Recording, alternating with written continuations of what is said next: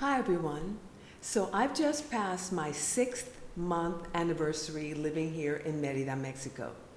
And I thought I would share with you the things that I have done to adjust to living here while managing my chronic illness.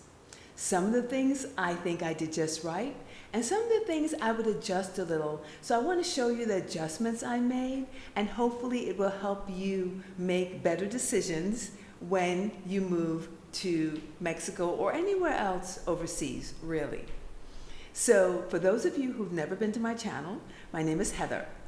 And my passion for this channel is to show people who are managing chronic illnesses that they can leave the US and move overseas bravely and get the care that they need and actually find a better quality of life.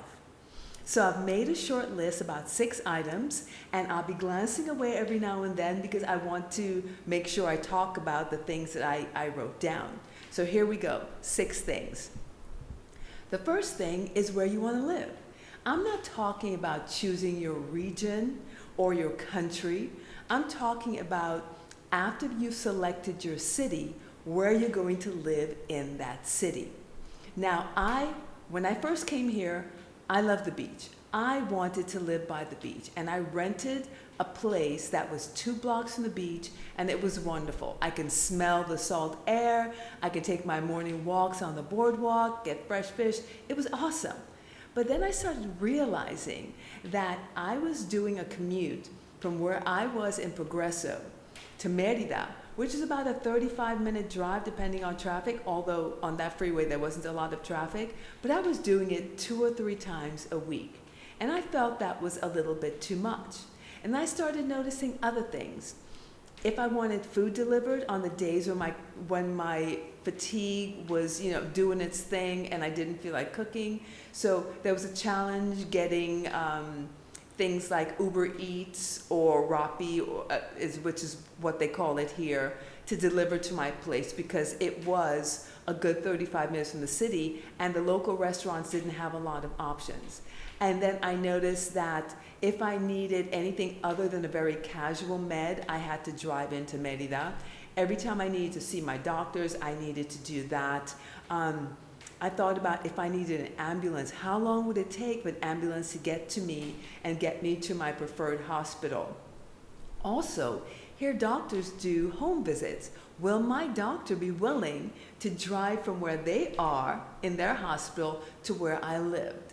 So I made the choice when I bought my house to buy a place that was within 15 minutes or so of Merida and everything that I needed. So that's something for you to consider.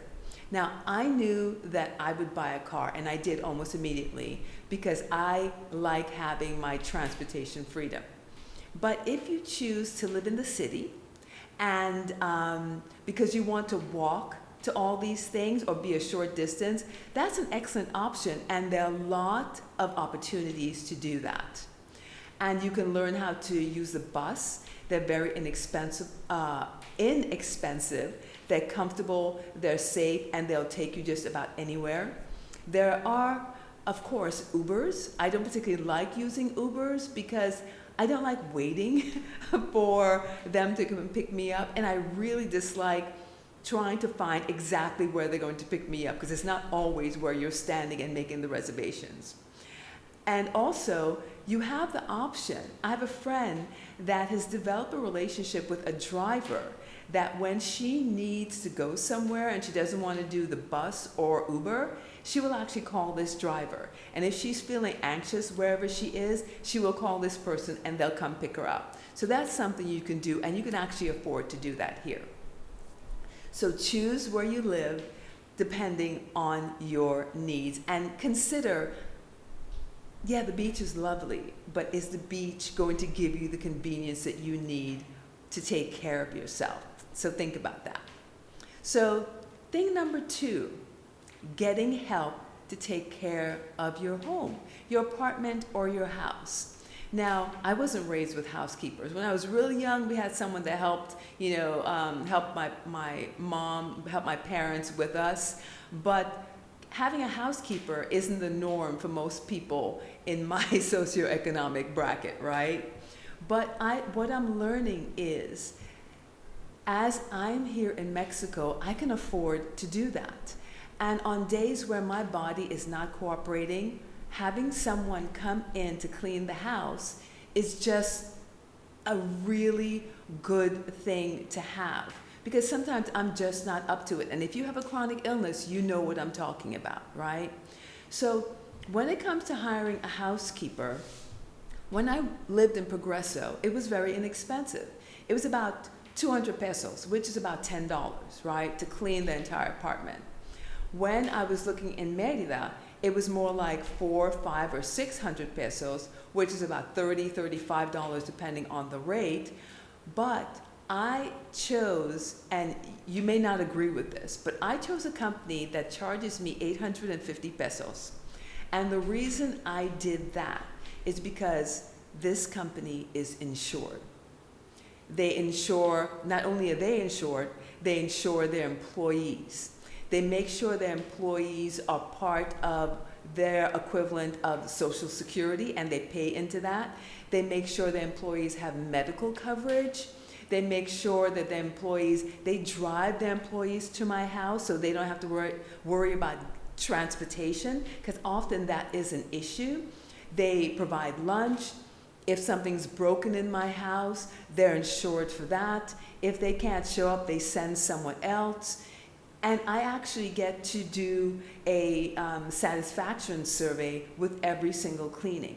So for me, making sure that I'm protected and they're enrolled in their Social Security system, so they have something that will give them benefits when they get older, I think that is worth the extra 300 pesos with each visit.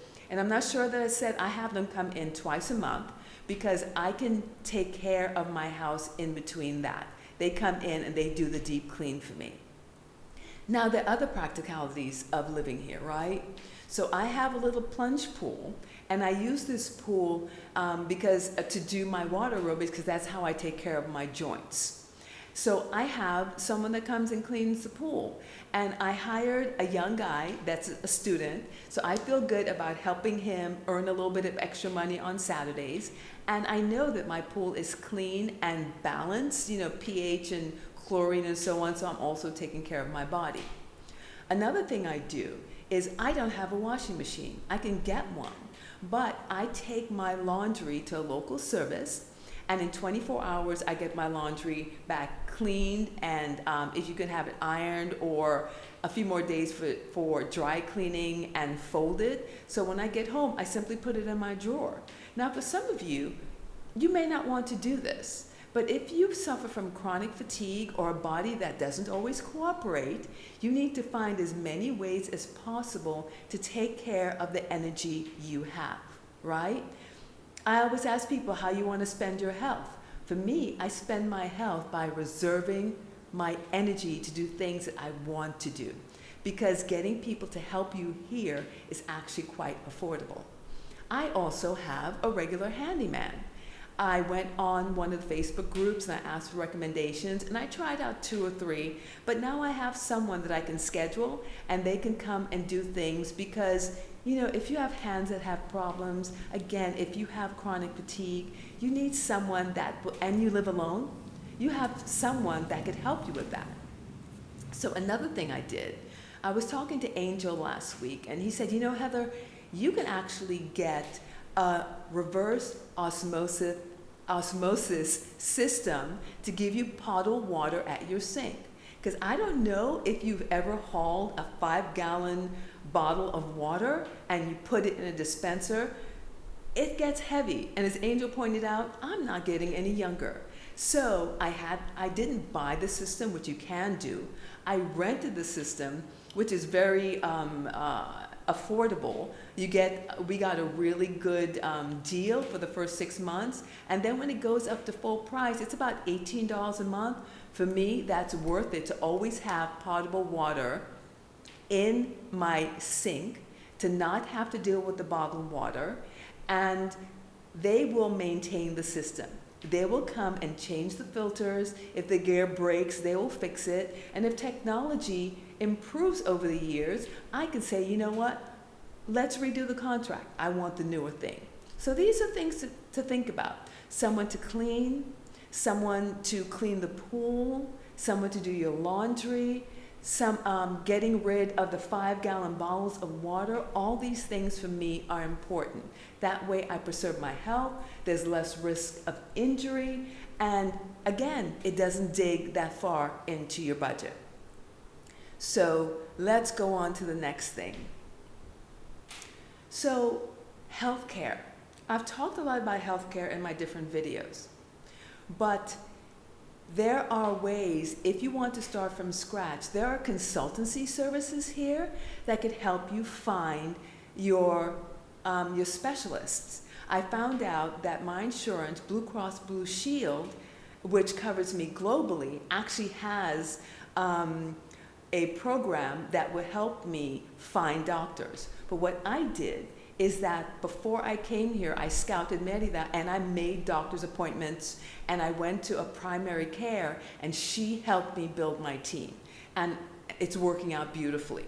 So you can hire a consultancy service, you can find a PCM that would help you build your care team, or you can ask for recommendations. I apologize about the lighting change. My computer is set not to do that, but I'm sitting in my living room and it's very bright and the sun changes it. So forgive me for that.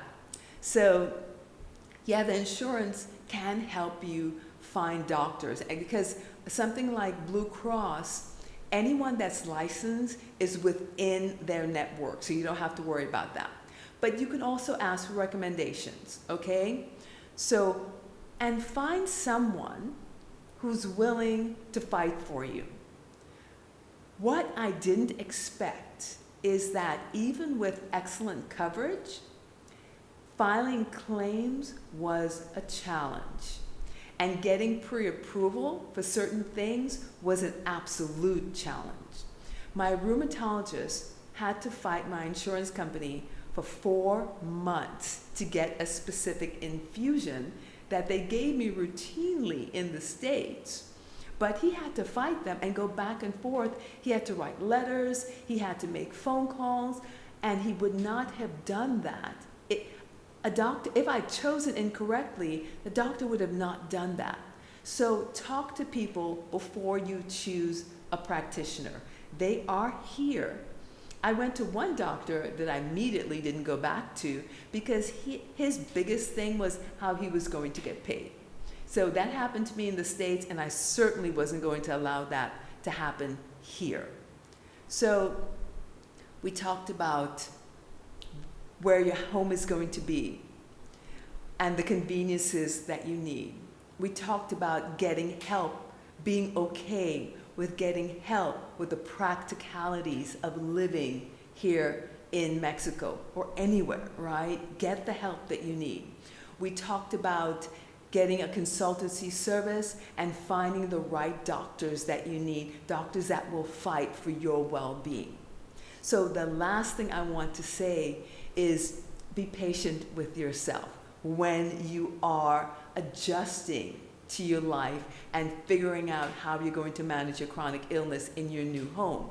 Now, many years ago, I did a thesis on relocation and adjusting and assimilating into your new place. So you think I would have not made some of these mistakes, but I did, but I adjusted because I understood that I had to be patient with myself. You will go through phases. You'll have the honeymoon phase, and then you will have the grieving phase, and then you'll have the, oh my gosh, I really did it phase. Give yourself time. It takes about 6 months to a year to adjust. Give yourself time and be patient with yourself. Treat yourself the way you would treat your loved ones. So folks, that's all I have for you today. And I'm going to ask you my question again. When you think about your future, figure out, how do you want to spend your health? Have a great day.